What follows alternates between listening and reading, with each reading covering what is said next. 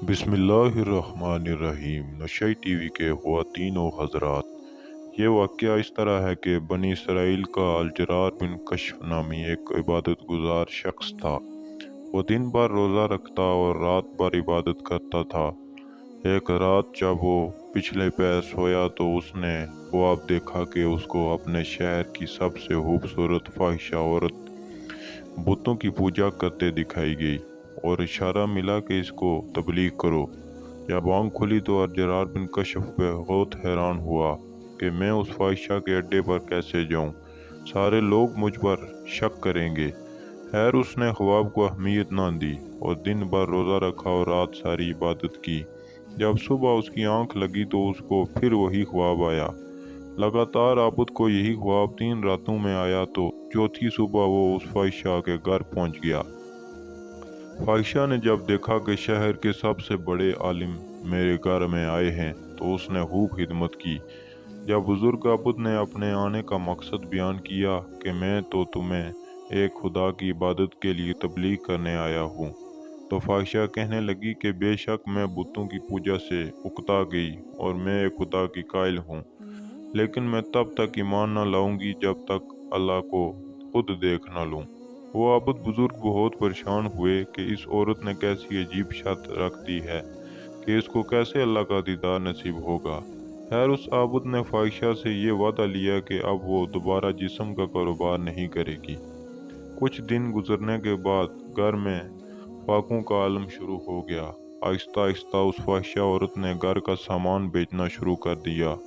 اس کی صرف ایک ہی 4 سال کی بیٹی تھی۔ ایک دن وہ بھوک کے مارے رونے لگی تو فاحشہ نے اپنے گھر سے تانبے کی ایک دیچکی پکڑی اور بیچنے کے لیے بازار چلی گئی۔ وہ جانتی تھی کہ اس دیچکی کی قیمت 2 سکوں سے زیادہ نہیں ہے۔ بازار میں وہ جس بھی تانبا ساز کے پاس وہ دیچکی لے کر جاتی تو وہ ہر تانبا ساز اس کی دیچکی کی بجائے اس کے چست بدن کی قیمت لگاتا اور اس کو گناہ کی دعوت دیتا۔ جب وہ کسی کو دیچکی دکھاتی تو اکثر تانبا ساز تو اس کا ہاتھ ہی پکڑ لیتے۔ وہ بار بار لوگوں کو بتاتی کہ وہ توبہ کر چکی ہے، اب یہ کام نہیں کروں گی۔ خیر، کوئی اس کو 80 سکے تو کوئی 100 سکوں کی آفر کرواتا۔ وہ یہ جان چکی تھی کہ یہ لوگ حوث کے پجاری ہیں، بس میرے جسم کی ہی قیمت لگا رہے ہیں، جبکہ اس دیچکی کی قیمت تو صرف 2 سکے ہے۔ وہ مایوسی کے عالم میں یہ سوچتی ہوئی بازار سے نکل رہی تھی کہ یہ کیسے ایمان والے لوگ ہیں جو مجبوریاں خریدنے بیٹھے ہیں۔ اس سے بہتر تو یہی ہے کہ میں بے ایمان ہی رہوں۔ اتنے میں اچانک ایک باریش جوان لڑکا اس فاحشہ کو آواز لگاتا ہے، بہن، کیا اس دیچکی کو مجھے بیچیں گی؟ یہ بازار کی بالکل آخری دکان تھی۔ فاحشہ عورت نے دیچکی میز پر رکھ دی۔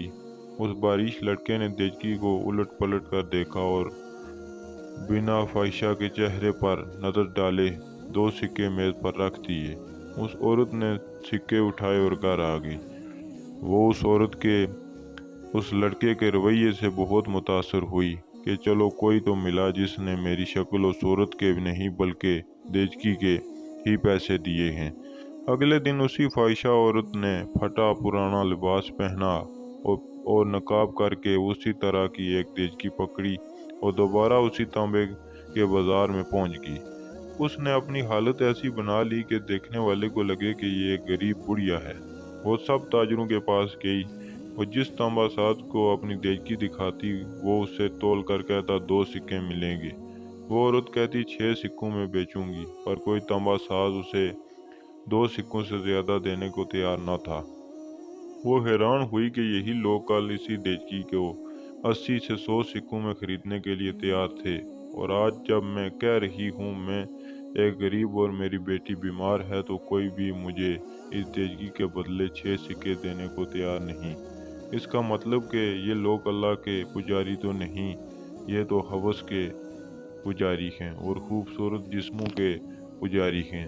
خیر، آخر میں اسی باریش خوبصورت لڑکے کی دکان پر پہنچی جس نے کل اسی طرح کی دیچکی 2 سکوں میں خریدی تھی۔ وہ نوجوان اپنے کام میں مصروف تھا۔ غریب بڑھیا کے بیس میں اس فاحشہ عورت نے کہا، میں یہ برتن بیچنے کے لیے لائی ہوں اور میں اسے 6 سکوں میں بیچوں گی۔ क्या आप 6 सिक्के देंगे? तांबासाज ने पूछा। 6 सिक्कों में क्यों?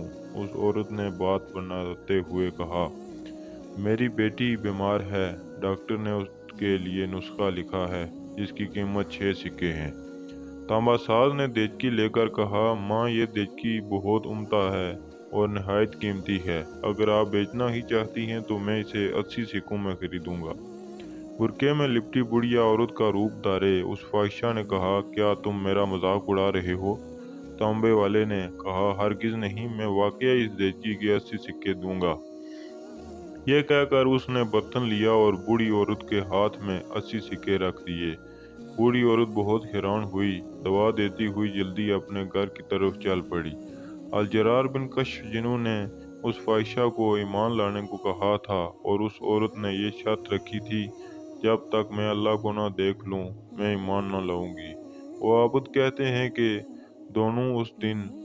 दोनों दिन उस औरत के साथ होने वाले वाकयात में मैंने भी अपनी आंखों से देखे थे। इत्तेफाक से मैं दोनों दिन उसी बाजार में था।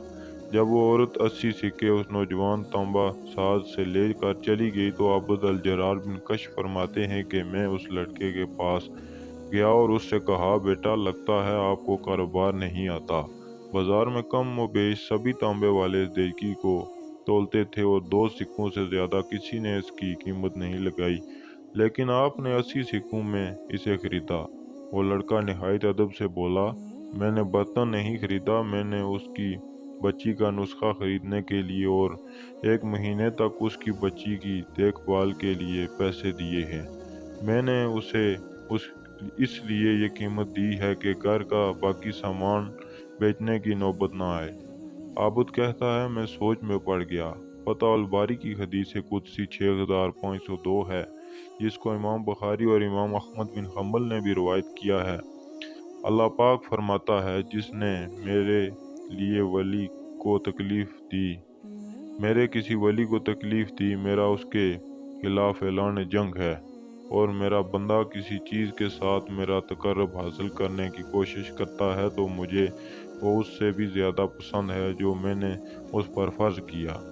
मेरा बंदा जब नवाफिल के साथ मेरा कुर्ब हासिल करता है तो मैं उससे मोहब्बत करने लगता हूँ, और जब मैं उससे मोहब्बत करने लगूँ तो मैं उसके कान बन जाता हूँ जिनसे वो सुनता है, मैं उसकी आँख बन जाता हूँ जिससे वो देखता है, और मैं उसका हाथ बन जाता हूँ जिससे वो पकड़ता है, मैं उसके कदम बन जाता हूँ जिससे वो चलता है, और जब वो मुझसे मांगता है तो मैं उसे देता हूँ, और जब बख्शिश तलब करता है तो मैं उसे बख्श देता हूँ, और जब मेरी पनाह में आना चाहता है तो मैं उसे पनाह देता हूँ। दोस्तों, अपने आस पास नज़र रखिए, गरीबों की मदद करें, बूढ़ों का सहारा बने, और खास कर बेवा औरतों और यतीम लड़कियों की दिल खोल कर हमारी इमदाद किया करें, ताकि वो कहीं जिस्म बेचने जैसे मकरूह कामों में न घुस जाएं।